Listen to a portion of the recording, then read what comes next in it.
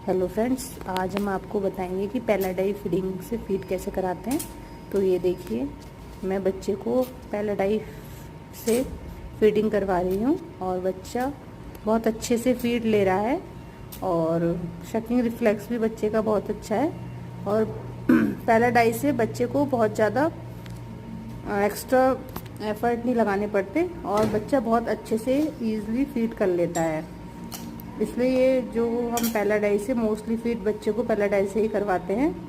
और देखिए बच्चा कितनी इजी वे से फीड ले रहा है।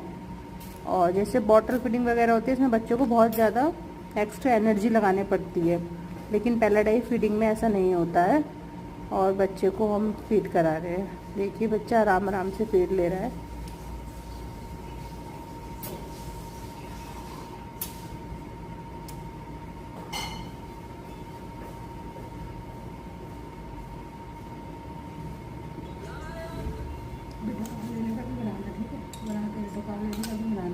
बर्पिंग कराऊंगी अभी जो बर्पिंग कराऊंगी उसे बुखार लगवाऊंगी ना अभी।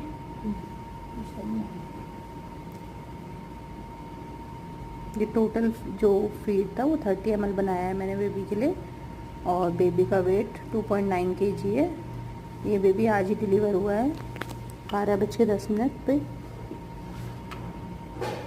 मॉर्निंग में। और बच्चे को मैंने फीड अच्छे से करा दिया है।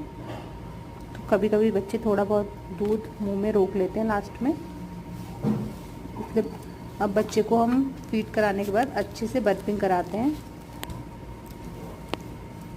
देखिए मैं बर्पिंग करा रही हूँ।